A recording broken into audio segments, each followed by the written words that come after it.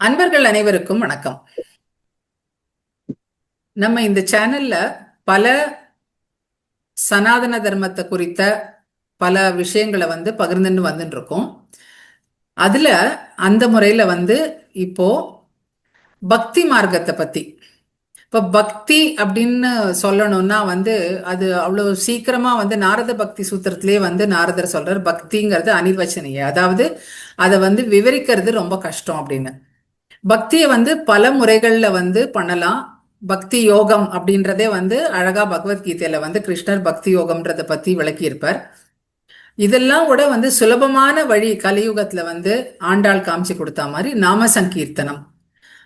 நாம சங்கீர்த்தனம் பண்ணும் பொழுது மனசுல மனசு தூய்மைப்படுறது, பகவான் கிட்ட பக்தி ஏற்படுறது. முத்தின பக்தி, பழுத்த நிலை பக்தி அப்படிங்கறத பார்க்கும் பொழுது நமக்கு பகவத் சாட்சா்காரம், அதாவது நம்ம எப்படி நம்ம மாத்துல நம்ம குழந்தைய பாக்குறோமோ, நமக்கு நம்மளுடைய உறவினர்களை பாக்குறோமோ, அவளோட எப்படி எந்த பாவத்துல நம்ம பழகுறோமோ அதே பாவத்துல அதே ஒரு கனெக்டிவிட்டியோட அந்த அர்ச்சாவதார மூர்த்தியா இருக்கிற கோவில்கள்ல குடியிருக்கிற ஆத்துல இருக்கிற அந்த பகவானை பார்க்கும் பொழுது நமக்கு அந்த ஒரு பந்தம் ஏற்படுறது இல்லையா, அந்த ஒரு எமோஷனல் ஃபீலிங், அது பக்தியினுடைய உச்ச நிலை. எப்படி நம்ம குழந்தைகிட்ட பேசுறோமோ அதே மாதிரி பகவான் கிட்ட பேசுறது. அந்த மாதிரி பக்தி செலுத்தின பல பக்தர்களை பத்தி நம்ம கேள்விப்பட்டிருக்கோம்.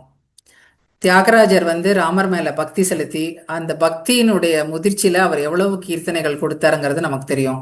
அன்னமையா, அதே மாதிரி பாண்டுரங்க விட்டலர் பக்தி விட்டல பஜனை எல்லாம் கேட்டிருப்பேன். அந்த பஜனைகளை கேட்கும் பொழுது நமக்கே உடம்புல ஒரு ஒரு உணர்ச்சி ஏற்படும், அதை ஃபீல் பண்ண முடியும். அந்த மாதிரி பாண்டுரங்கர் மேல பக்தி செலுத்தின பல பக்த கோடிகள், பக்தர்கள், பாகவதர்கள், அவர்களை பத்தின சரித்திரத்தை இப்ப நம்ம இந்த தொடர்ல அனுபவிக்க இருக்கோம். அவரோட பக்தர்கள்ல ஒவ்வொருத்தரா ஒரு ஒரு எபிசோட்லயும் ஒரு ஒரு பக்தைய பத்தியோ ஒரு பக்தரை பத்தியோ நம்மளோட ரொம்ப அழகா பகிர்ந்திருக்க இருக்கிறார் திருமதி நளினி கோபாலன். அவர் நம்ம சேனலுக்கோ இந்த சேனல்ல மூலியமா பார்க்குற கேட்குற அன்பர்களுக்கோ புதியவர் அல்ல. ஏற்கனவே அவர் நமக்கு பல ஹாஸ்யமான கதைகள்லாம் சொல்லி நம்மளோட பகிர்ந்துட்டு இருக்கார். இப்போ இன்னும் கொஞ்சம் அடுத்தபடி மேல போய் நம்ம விட்டலர், பாண்டுரங்க விட்டலரோட டிவோட்டிஸ், பக்தர்களை பத்தின கதைகளை ஒரு ஒரு எபிசோட்ல ஒவ்வொருத்தரை பத்தி கேட்க போறோம். வணக்கம் நளினி மேடம். வணக்கம், எல்லாருக்கும் வணக்கம். ஸோ எனக்கே ரொம்ப சந்தோஷமா இருக்கு விட்டலரை பத்தி கதை சொல்றதுக்கு. ஏன்னாக்க நம்ம எத்தனையோ பஜனைக்கு போவோம், எத்தனையோ கச்சேரிக்கு போவோம், எத்தனையோ உபன்யாசத்தை கேட்போம். ஆனா அந்த விட்டலன்னு பாட்டு வச்ச விட்டலா விட்டலா அவ பாட்டு வச்ச நம்மளே மறந்து எல்லாரும் குதிக்க ஆரம்பிச்சிருவா. அது டான்ஸும் சொல்ல மாட்டேன், நம்மள மறந்து குதிப்போம். எப்ப குதிப்போம் நம்மளே மறக்கரிச்ச அந்த சமயத்துல யாருக்குமே எனக்கு டான்ஸ் தெரியுமா, நான் பரதநாட்டியம் கத்துறேன், அந்த மாதிரி எண்ணம் யாருக்குமே வராது. இது ஸ்பெஷலா இந்த விட்டல் பஜனை தான் நம்ம நிறைய பார்க்க முடியும். ராமர் பஜனை எல்லாம் உட்காந்து கை தட்டுவா, இல்லைன்னு சொல்ல, அனுபவிச்சு கை தட்டுவா. எல்லா பஜனையும் கை தட்டுவா, மேல தட்டுவா, கீழே தட்டுவா. ஆனா கிருஷ்ணர் பஜனை, அதுவும் ஸ்பெஷலா பாண்டுரங்க பஜனை நீங்க பார்க்கலாம், நிறைய நம்ம பார்த்திருக்கோம். நம்மள மறந்து குதிக்க ஆரம்பிப்போம். அந்த ஒரு இது இருக்கு, கிரேட்னஸ் இருக்கு விட்டலன் கிட்ட. நம்ம தேசத்துல பல விதமா நம்ம பெருமாளை இது பண்ணுவோம், விக்கிரகங்கள் வச்சுப்போம். ஃபார் எக்ஸாம்பிள் திருப்பதியில அந்த சுவாமி நம்ம எப்படி இது பண்றோம், வெங்கடாஜலபதிங்கிறோம், குருவாயூர்ல குருவாயூரப்பன் அப்படிங்கிறோம், உடுப்பியில உடுப்பி கிருஷ்ணன் அப்படிங்கிறோம், துவாரகையில துவாரகாதீசன் அப்படிங்கிறோம். அப்போ ஒரு ஸ்ரீரங்கத்துல ரங்கநாதன் அப்படிங்கிறோம். ஒரு ஊர்ல ஒரு மாதிரி நம்ம அந்த பெருமாளையும் சுவாமியை அனுபவிக்கிறோம். இந்த விட்டலனுக்கு என்ன ஸ்பெஷல்னா, அவரோட எல்லா ஊரும் நம்ம பாத யாத்திரை வேண்டிட்டு போவா இல்லைங்கள. ஆனா அந்த பண்டர்பூர்ல பாண்டுரங்கன்னு சொல்லி அவன் எல்லாரும் கொஞ்சம் விட்டலா பாண்டுரங்கான்னு கூட சொல்லுவா. அவரோட ஒரு ஆஷாட மாசம் அந்த ஒரு பர்டிகுலர் மாசத்துல வார்காரின்னு சொல்லுவான் அந்த பக்தாள் எல்லாரையும். அவ எங்கெங்கயோ கிராமத்துல இருப்பா. அந்த பண்டர்பூர் சுத்தி இருக்குமா, அங்க 100 கிலோமீட்டர் கூட இருக்கலாம், சொல்றதுக்கு இல்ல. அந்த விட்டலோட சின்ன அந்த விக்கிரகத்தை எடுத்து பாத யாத்திரை நடந்துன்னு ஒயிட் ட்ரெஸ்ல நடந்து வரத பாக்கலாம். விட்டலா விட்டலா விட்டலான்னு ராத்திரி பகல் பார்க்காம அந்த ஏகாதசினிக்கு சேரும்படி அவ நடந்து வருவா. இவாளுக்கு கவர்மெண்ட் எவ்வளவு ஹெல்ப் பண்ண அங்கங்க நிறைய கேம்ப் மாதிரி வச்சு, டென்ட் மாதிரி போட்டு ராத்திரி படுக்க வச்சு, அப்புறம் அவள் கால் வரைக்குமே காலுக்கு வந்து மசாஜ் இந்த மாதிரி நிறைய சர்வீஸ் பண்ணுவா. இது வந்து இந்த விட்டலோட பஜனை ரொம்ப ஸ்பெஷல். நான் வேற எங்கேயும் இந்த மாதிரி பார்த்தது இல்லை. இப்ப திருப்பதி நம்ம ஏறி போவோம், எல்லாம் போவோம். அங்கங்க வந்து அவளுக்கு சர்வீஸ் பண்ற மாதிரி நம்ம எங்கேயும் பார்த்திருக்க மாட்டோம் இல்லையா? அந்த டிவோட்டிஸ்க்கு உட்கார வச்சு அவளுக்கு காலைல எண்ணெயை போட்டு நீவி விட்டு, நிறைய பேர் வந்து கொஞ்சம் வெல்டிடுவாங்க சாப்பாடு எல்லாம் ஆர்கனைஸ் பண்ணுவா. இந்த விட்டலா பாடுற இவாளுக்கு வந்து இந்த பஜனைக்கு பேரு அபங்கு சொல்லுவா. அபங்னா என்னக்க அந்த குற்றமே இல்லாத பாட்டாம் அது. இதுல என்ன ஸ்பெஷாலிட்டினா இந்த சந்த் இவெல்லாம் பாடுவா இல்லையா, இவளுக்கெல்லாம் ஜாஸ்தி படிப்பறிவு இல்லாதவே இருந்திருக்கா. ஆனா அப்படி என்ன தத்துவத்தை வச்சு பாடியிருக்கா, நீங்க கவனிச்சு பார்த்தா அந்த அர்த்தங்கள் எல்லாம் தெரியும். அதுதான் இவளோட ஸ்பெஷாலிட்டி. இதுல வந்து நாமதேவர் நிறைய கேள்விப்பட்டிருக்கேன். நாமதேவர், சத்ய ஞானேஸ்வர், துக்காராம் எத்தனையோ பேர் கேள்விப்பட்டிருக்கோம். நாமதேவர் சொல்றாரு, இந்த பண்டை பிறகு யாத்திரை போனா ஆத்ம சுகம் தருவோம் அப்படின்னு அவரோட அபிப்பிராயம். நம்ம துக்காராம் பாரி எத்தனையோ பேர் ஆயிரக்கணக்கா பாட்டு பாடி நம்ம கேள்விப்பட்டிருக்கோம். அதெல்லாம் நம்ம வந்து ஒரு ஒரு பக்தர் பத்தியா நம்ம ஒன்னொன்னா பார்த்துட்டு வரலாம். இதுல முதல்ல நம்ம யாரை பத்தி பார்க்க போறோம்னாக்க, காலோ பாத்திரான்னு ஒரு பக்தியை பத்தி பார்க்க போறோம். இந்த கானோபாத்திரா நம்ம எப்படி சொல்லுவோம்னா, கானமயமான கானோபாத்திரா அப்படின்னு சொல்லுவோம். இந்த கானோபாத்திரா வந்து எப்படி இவள் எப்படி நம்ம குறிப்பிடுறான்னாக்க, சேத்தில் மலர்ந்த செந்தாமரை அப்படின்னு சொல்லுவா. ஏன்னா அவ வந்து பிறந்து தாசி குலம். பண்டர்பூரை சுத்தி ஒரு நிறைய குட்டி குட்டி குட்டி குட்டியா நிறைய வில்லேஜஸ் இருக்குமா. அந்த வில்லேஜ்ல ஏதோ ஒரு வில்லேஜ்ல இவ பிறந்திருக்கா. இவ அம்மா மங்கள் படைன்னு அது ஒரு வில்லேஜுக்கு பேரு. அந்த ஊர்ல இருந்து அம்மா பேரு ஷாமாங்கிறவனுக்கு இவ பிறந்தா. அவ தாசி குடும்பத்திற்கால இவளுக்கு அப்பா யாருன்னு தெரியாது. ஆனா வந்து பிறக்கும் போதே ஒரு தேஜஸும் அழகோட பிறந்தாளாம். இவ அம்மாக்கு என்ன தோணுது, இந்த பொண்ணு இப்பவே அவ்வளவு அழகா இருக்கு குழந்தையில பிறக்கிறதுக்கு, இது வளர்ந்தா இன்னும் அழகா இருக்கும், நம்ம ராஜாவுக்கு பெரிய பெரிய ஜமீன்தாருக்கெல்லாம் அனுப்பி நிறைய பணம் பண்ணலாம். அவளுக்கு அந்த தொழில் தான், அவளுக்கு அதுதானே அவளுக்கு மூலையில வேலை பண்ணும். அந்த மாதிரி அவ ஐடியா இந்த குழந்தைய வளர்க்க ஆரம்பிச்சிருக்கான். இந்த குழந்தைக்கு அழகோட அறிவும் புத்திசாலித்தனமும் பாட்டு பாடுற கெப்பாசிட்டி, டான்ஸ் ஆடுற கெப்பாசிட்டி, அது அவ குலத்தொழில் தான். பிளஸ் சுவாமி மேல பக்தி, பெருமாள் மேல அபரீதியான ஒரு பக்தியோட அந்த குழந்தை வளருது. அந்த அங்கங்க கேட்கும் இல்லையா, அந்த பக்கத்துல இருக்கிற ஒரே கஷேத்திரம் பண்டர்பூர் தான். சோ அந்த பட்சம் அந்த ஊர்ல போய் அந்த பாரு கேட்டு கேட்டு நம்ம எப்படியாவது ஒரு தடவை பண்டர்பூர் போனோம், வீட்டுல பார்க்கலாம் அப்படின்னு நினைச்சுட்டே இந்த குழந்தைய வளர்ந்துட்டு வருது. இந்த குழந்தை வளர வளர ஒரு ஏஜுக்கு வந்து இவன் அம்மா மொள்ள அதுக்கு அட்வைஸ் புத்தி சொல்ல ஆரம்பிக்கா. தன்னோட கொலை வழக்கம் என்ன அதெல்லாம் சொல்ல ஆரம்பிக்கிறச்சு. பக்கத்துல ஜமீன்தார் இருக்கான், அப்படி இப்படி அங்க போனா நமக்கு நிறைய பணம் வரும் அப்படின்னு இந்த குழந்தைக்கு ஜாஸ்தி மூளை இல்லையா சொல்றது. என்னமா மெட்டீரியலிஸ்டிக்கா இருக்கியே, இதுதான் லைஃபா? இப்ப நான் நல்லா இருக்கேன், ஒரு 10 வருஷம் கழிச்சு நான் வந்து இன்னும் ஒரு மாதிரி கிழவே ஆயிடுவேன், அப்புறம் என்ன பண்ணுவா அவ? என்ன பாப்பாளா? வேற ஒருத்திய பார்க்கதான் போவா அவ. இந்த மாதிரி இதை விட்டுட்டு ஆத்ம சுகம் வேண்டாமா உனக்கு? பர்மனண்டா சுகம் கிடைக்குன்னா அது பகவான் ஒருத்தன் தான்.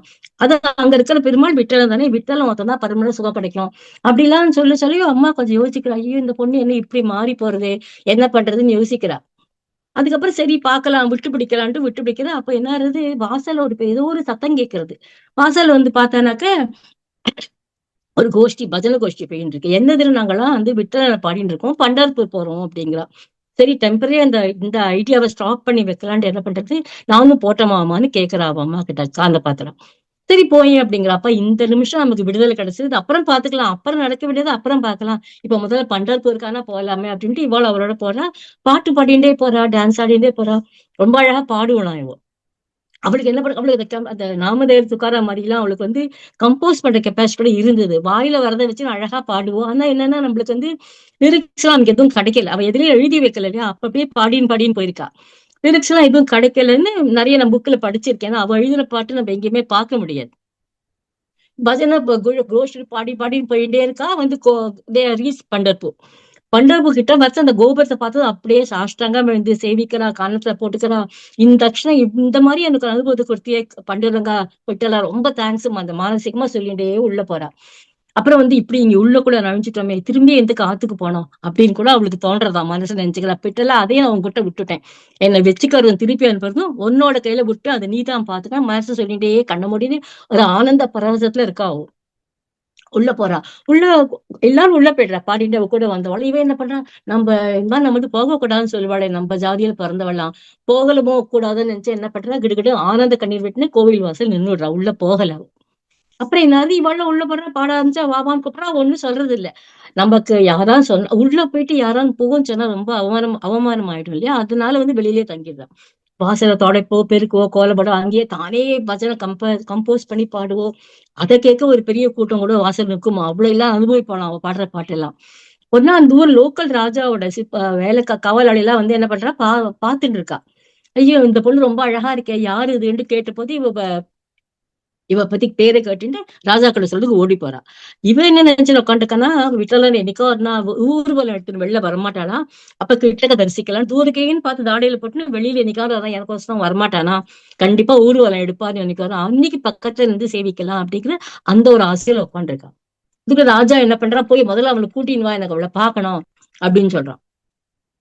இவளுக்கு என்ன கிட்ட வந்துச்சாலும் மனசுல வந்து மனசா அந்த அந்த மனசே அவ கொடுத்துட்டா இல்லையா விட்டலன் கிட்டக்க, அந்த ஆசைதான் மனசு ஃபுல்லா நிறைஞ்சுக்கு. இப்ப ராஜா வந்து கூப்பிட்டுட்டான், போமாட்டேன்னு சொன்னா விடப்போது, அவளை கையை பிடிச்சு இழுத்துன்னு தான் போவா தர தரன்னு. சோ சாமர்த்தியமா டீல் பண்ணிட்டு அந்த வேலைக்கார கிட்டக்க நான் வந்து உள்ள போயிட்டு விட்டலன் ஒருத்தர் நமஸ்காரம் பண்ணிட்டு வந்துடும், அன்னைக்கு கிடுகிடுக்குன்னு உள்ள போயிடுறான். அன்னைக்கு உள்ள போய் என்னாச்சு, அதுக்கப்புறம் சில இடங்கள்ல என்ன சொல்றாங்கன்னா, அவளை இவ பக்தியை பார்த்து உள்ள விட்டான்னு வேற சில இடங்கள்ல சொல்றா. நமக்கு எது உண்மை தெரியாது. நம்ம படிச்சதை நம்ம ஷேர் பண்ணி, படிச்சது நிறைய உபன்யாசங்களை கேட்டதை நான் ஷேர் பண்ணிக்கிறேன். அவன் நேரம் உள்ள போயிட்டு என்ன பண்றா, சன்னதிக்குள்ள நுழையறா.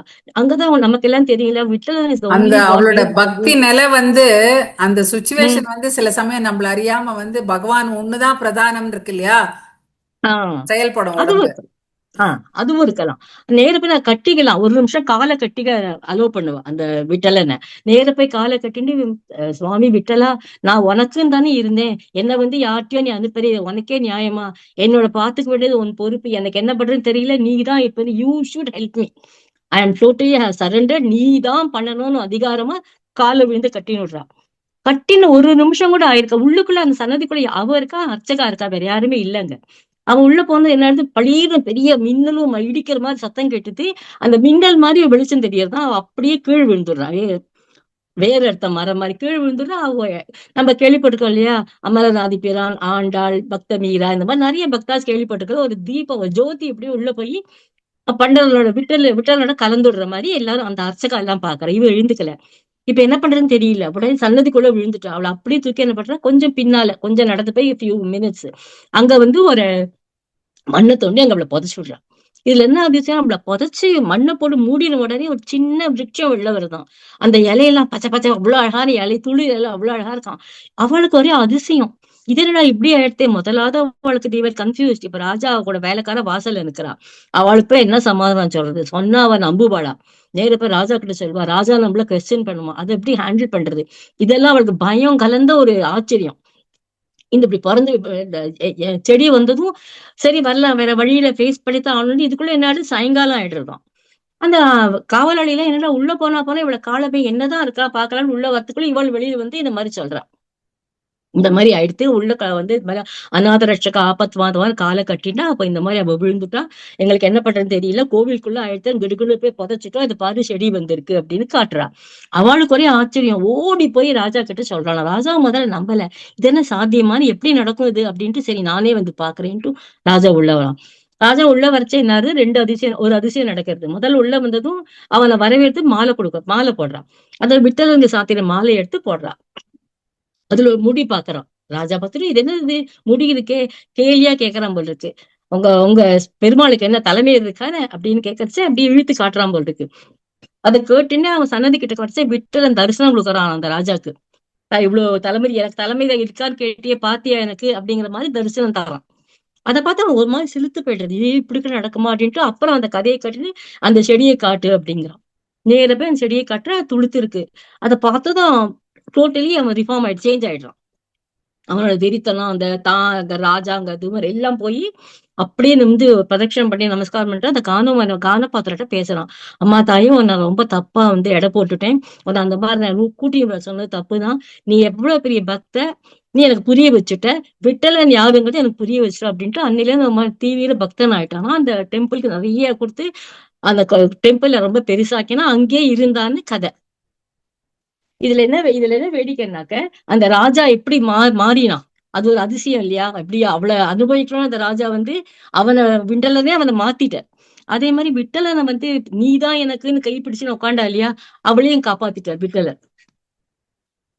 இப்ப நம்ம இந்த இத்திஹாசத்துல நிறைய விதமான பெண்களை பார்க்கோம் இல்லையா? ஒருத்தருக்கு ஒரு ஒரு மாதிரி பக்தி பண்ணிருக்கோம் இல்லையா? என்ன பக்தி? ஃபார் எக்ஸாம்பிள் பார்க்கலாம், ராமன் என்னைக்கோ வருவார், லேடிஸே வந்தாலும் எடுத்துக்கலாமே. சபரின்னு கத்துட்டு இருக்கா பக்தி, அவ்வளவு ஒரு பக்த. அதுக்கப்புறம் என்ன யாராச்சும் இந்த துவாபர யோகத்துல ராதையை பத்தி கேள்விப்பட்டிருக்கோம். அப்புறம் எனக்கு நீதான்னு சொல்லி அப்படி கையை தூக்கின திரௌபதியை கேள்விப்பட்டிருக்கோம் இல்லையா? அதுக்கப்புறம் நம்ம ரீசெண்டா 14th செஞ்சுரியில அக்பர் பீரியட்ல பார்த்த யாரு? பக்த மீரா. மீரா என்ன எனக்கு விடமாட்டான், நீதான் எனக்குன்னு சொல்லி அவனோட கலந்து மீரா பார்த்திருக்கோம். அதுக்கப்புறம் பெரியாழ்வார் பொண்ணு ஆண்டாள், அப்பா கொடுத்த பக்தியில நன்னா அப்படியே வளர்ந்து விழுந்து கண்ணனோடய கலந்தா ரங்கநாதனோட சிவகங்கள்ல கேள்விப்பட்டிருக்கோம். அப்புறம் இன்னொரு கதையும் கேள்விப்பட்டிருக்காளே, உரங்காவலி தாசர்னு ஒருத்தர் அவ வைஃப் பின்னாலேயே போவார். அவ கண்ணு ரொம்ப அழகா இருக்குன்னுட்டு கண்ணுக்கு கொடை பிடிப்பான், எங்க வெயில் விழுமோன்னு. அதே மாதிரி நடக்கச்சு கீழே கார்பேட் விரிச்சுன்னு வருவான், பொண்டாட்டி கால் வெயில்ல படக்கூடாதுன்னு. பொன்னாச்சின்னு பேர், ரொம்ப அழகா இருப்பாள். அப்ப இவர் இருந்த ராமானுஜர் காலத்துல. அப்ப ராமானுஜர் ஒருத்தர் அந்த காவிரி வரைச்சா யாரோ ஒருத்தர் நடந்து போயிட்டு இருக்கார், கொடையை பிடிச்சு நடக்கிறது, பொண்டாட்டி நடந்துட்டு இருக்கா, என்ன பண்றாருன்னு கேட்கச்சா அவர் சிஷ்யாலாம் சொல்லலாம் இல்ல, அவர் பேரு இஸ் ரெஸ்லர், பிள்ளை உரங்காவலிதாசர்னு பேரு. அவர் வைஃப் பொன்னாச்சி அம்மையார்னு பேரு. அந்த அம்மா ரொம்ப அழகா இருப்பா, அதனால கண்ணுல வெயில் படக்கூடாதுன்னு கொடை பிடிக்கிறார் அப்படின்னு. அவர் நேரம் அவர்கிட்ட போய் அவர் திருப்பி அவரை கேட்பார், அந்த பிள்ளை உரங்காவலிதாசர் என்னதுன்னாக்கா சேம் திங் ரிப்ளை பேக், என் பொண்டாடி கண்ணுல வெயில் படக்கூடாது. அப்ப அவர் சொல்வாராம், இதை இந்த காட்டும் அழகான கண்ணை கண்ணை கடல் என்ன பண்ணுவேன். உம் இந்த உம் சொல்லுங்க. அப்போ நீங்க ஒரு அழகான கண்ணை கட்டினா என்ன பண்ணுவேன்னு கேட்டா, நான் சரண்டர் ஆயிடுவேங்கிறது நேர கொண்டு போய் ரங்கநாதனை காட்டி, அப்புறம் அவர் பயங்கர டிவோட்டி ஆயிட்டு he became a staunch devotee of Ramanujar. அப்படியே கதை கேள்விப்பட்டிருக்கோம். இந்த மாதிரி எத்தனையோ கேள்விப்பட்டிருக்கோம். ஆனா இதுல எ- இவ்வளவு ஒரு மாதிரி பக்தி. இப்ப பக்தி பாருங்களேன், சின்ன வயசுல இருந்தே அதை நினைச்சு நினைச்சு மானசீகமா எவ்வளவு தீவிரமா பிரார்த்தனை பண்ணியிருந்தானாக்க அவளை விட்டு நாங்க காப்பாத்தி அங்கிட்ட அழிச்சுட்டு இருப்போம் இல்லையா? அதான் எல்லாரும் சாதாரணமா ஒரு பேச்சுக்கு சொல்லுவா, மீரா காலுக்கு கழுத்துக்கு ஹாரம் ஆயிட்டா அப்படின்னு சொல்லுவா.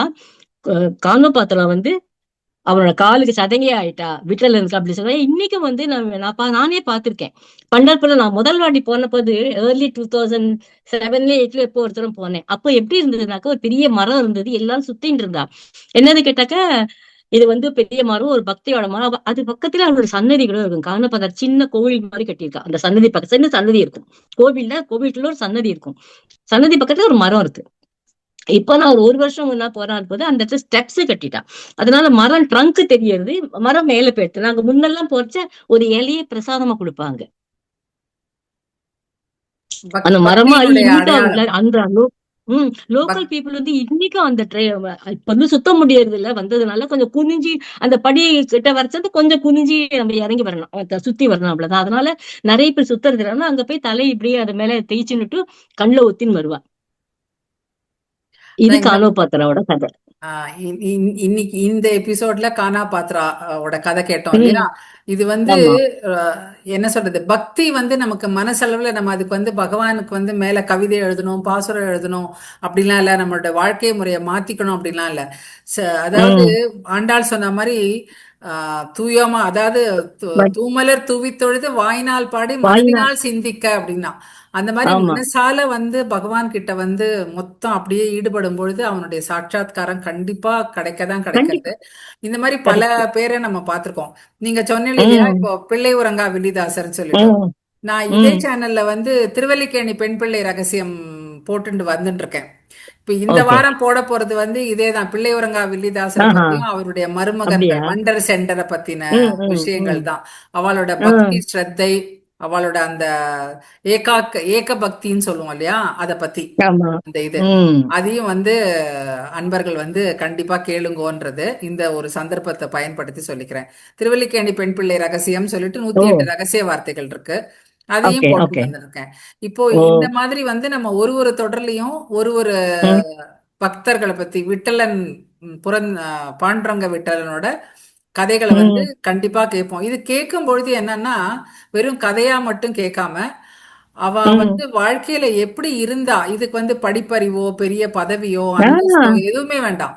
பகவான் ஆமா. கிட்ட நம்ம ஈடுபடுறதுக்கு தூய்மையான மனசும் அந்த ஸ்ரத்தையும் அது இருந்தா போரும் அப்படின்னு தான் இவாள்லாம் நம்மளுக்கு காமிச்சு கொடுக்குறா. கரெக்ட். திருப்பானாழ்வார் காவேரி கரையில நின்னு தானே இது பண்ணார். அவரை தான் உம் அரங்கன் உள்ளவான்னு கூட்டுண்டார். இவ்வளவு இல்லையா? எழுத்துக்கு ராமகிருஷ்ண பரமஹம்சர் எந்த ஸ்கூலுக்கு போயிருக்க? ஏதோ ஒரு குக்கிராமம், பள்ளிக்கூடம் போய் எட்டி பார்க்காத ஒருத்தர். அவருக்கு எங்க இருந்து அவ்வளவு ஞானம் வந்தது? என்ன அழகா பேசுற தத்துவங்களை எவ்வளவு அழகா சொல்லியிருக்க. இதுக்கு வந்து நம்ம வந்து பக்திக்கு ஒரு வந்து அவன் அருளால் அவன் தாள் வணங்கின்ற மாதிரி உம் இதுக்கு வந்து பகவானோட பிளெஸிங்ஸும் நம்மளுக்கு வேணும். ஆமா, நம்மளும் கரெக்ட் வந்து இந்த கரெக்ட். கதைகளை கேட்கும்போது அந்த க்ஷண நேரமாவது நமக்கு வந்து மனசு வந்து அந்த பகவான் கிட்ட அந்த பக்தியோட ஈடுபடும். இதை வந்து பழக்கத்துல கொண்டு வரும்பொழுது நம்ம மனசும் பண்பட ஆரம்பிக்கும். அப்படிங்கிற ஒரு பாவத்துல தான் இந்த மாதிரி தொடர்களோ இந்த மாதிரி நிகழ்ச்சிகளோ நம்ம அனுபவிக்கிறது. அதனால ஆமா கண்டிப்பா வந்து நளினிஜி வந்து இதே மாதிரி வந்து பல பக்தி ரசம் நிறைந்த பல பேரோட கதைகளையோ சரித்திரங்களையோடு நம்மளோட பகிர்ந்துக்குப்பார். அடுத்த நிகழ்ச்சியில நம்ம வந்து அடுத்த இது வந்து இன்னொரு விட்டலரோட இன்னொரு பக்தரை பத்தி நம்ம வந்து அனுபவிப்போம்.